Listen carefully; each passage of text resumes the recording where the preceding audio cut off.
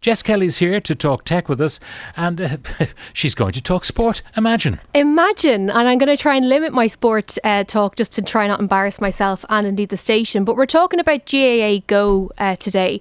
Obviously, there's been a lot of talk about it in the last wee while. But one thing has come to light, and it's a bit of a curious one. So if you download the GAAGO app to watch a match, it's free to download the app. You create an account or you log in if you already have an account. And then you've the option to buy a pass to watch a match. If you do this on the mobile app, you'll see this game only or a season pass. The price for this game only is $14.99. If, however, you go to GAAGO, the website on your browser, this game only is €12. So that's a significant price difference of €2.99. Sure. I figured out what it is and I understand why now, and I can explain it to everybody. This is because it's an extra charge that Apple and Google place on in-app purchases within applications hosted on their app store. So let me break it down. You put an app into the marketplace of Apple or Google for users to download. The app can be free and that's fine. But if the consumer makes a purchase within the infrastructure of the app, Apple and Google want a slice of that pie, and it's 30%.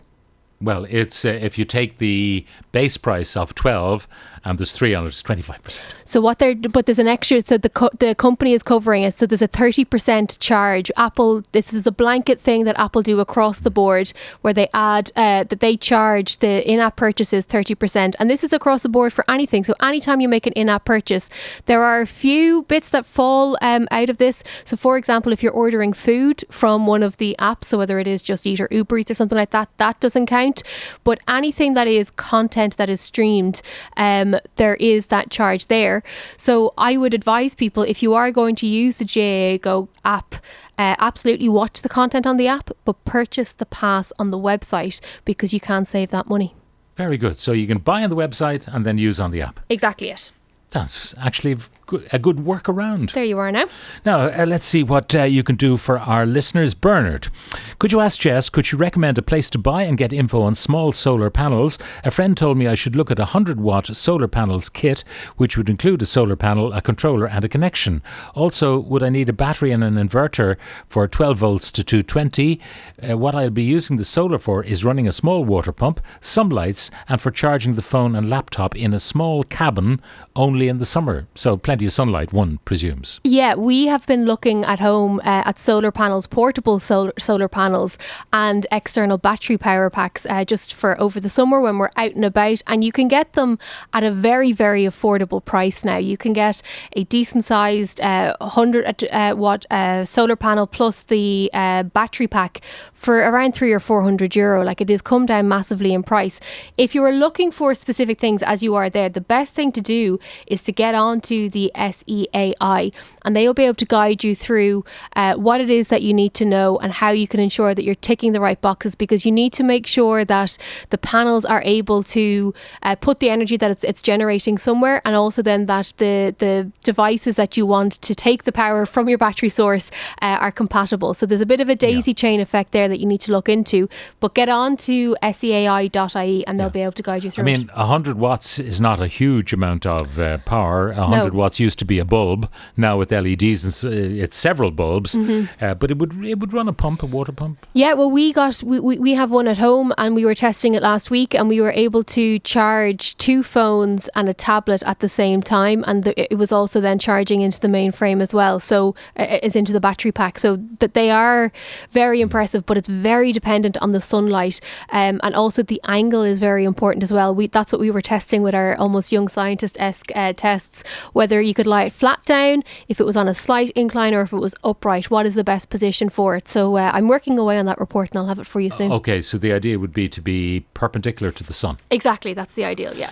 Looking to buy a refurbished Android phone. Mint Plus does not have a model I'd like. Are there other refurbished sites you would consider reputable? Also, any suggestion for a phone model up from the Samsung Galaxy 10? Battery is not great at the minute. Other sites are gettech.com. That's a company that's based down in Cork. I know that, or I believe that Harvey Norman are selling refurbished phones as well. But I would definitely go to a reputable source that will give you a warranty for the phone, because there's no point in spending a few £100 and not getting a warranty. So I would get onto one of those. In terms of a model, you've got plenty to choose from since the S10. So look at perhaps the S21 FE, which is very, very good value, great spec. Or the S22. I and my neighbour have just connected to the national broadband plan. However, our reception is very poor, range from 270 in the best room and as low as 30 in the worst room. Also, connection or ease of use seems worse than the speeds would indicate. I'm with Air. They said it's not working because I'm waiting to be commissioned. However, yesterday I got an Air number, but still no improvement. My neighbour had similar experience. He's with Sky. I think the modems are the problem.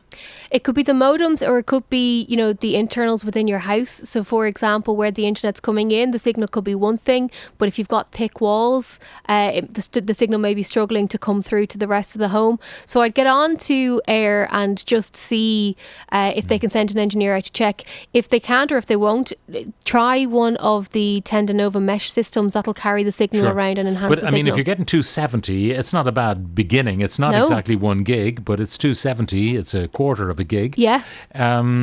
If you're getting that, it means that then it's the infrastructure of your house. Exactly. So it's coming into the house. So at the point of entry into your home, it's 270. So it is a case of the internals within your home. Do you think the commissioning could have anything to do with it? Will they jack up the capacity when they commission? It's hard to know. Again, a lot of these things do come down to internal techies within these companies as to what gets what changes on that front. I would just look at if you're getting the 270 in, I would look at a Wi-Fi mesh system to see if you can pull that signal around the home. Things like not having your modem next to the microwave or next to the telly is always a good idea as well.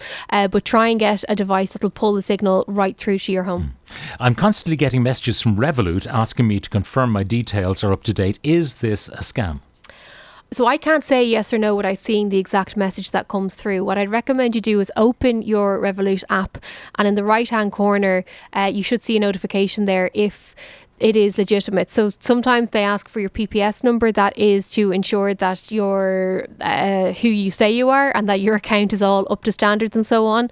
What I'd recommend is that you never click on a link that comes in via text. If you're not sure, there is a chat function within the Revolut app. If you open the app and follow the steps, you should be able to find the chat thing there and ask them to verify. I just gone into my Revolut account and I clicked on the little bell in the corner. There was a dot. Yeah. Confirm your details now. Verify your information by May 20th, 2023 to avoid restrictions on your account. Yeah, so this is that is legitimate. Yeah, this is legitimate. So that's how you know. I'd never ever click on a link that comes in via text. Go into the app, you'll see it there. There are a lot of changes happening, as we've covered here on Newstalk over the last number of months with Revolut. They're adding new features and all the rest, and they need to make sure that they have the most up-to-date information for you. My son is looking to leave the estate to meet his pals. Not too far, but I was wondering what wearable would you recommend for tracking his whereabouts? He's only 10. Okay, I had them on Tech Talk just this weekend. There's a company called Nick Watch. So it uses the intellectual property of Nickelodeon to have some fun characters on them. But they've made a smartwatch that gives you, the parent, and only you, the parent, or nominated contacts that you select, eyes on the child's location. It's also a bit of a fitness tracker, so it encourages the kids to move and all the rest without obsessing with steps and numbers and so on. All right, and a final brief one. I have an Asus all-in-one PC. For some reason, my wireless capability has disappeared. I have to hardwire it for connection. Any advice? You can take it into a repair shop and see if the Wi-Fi card needs replacing. It could be something very simple like that, but at least you have the option of the hardwire. Okay. Jess Kelly, thank you very much.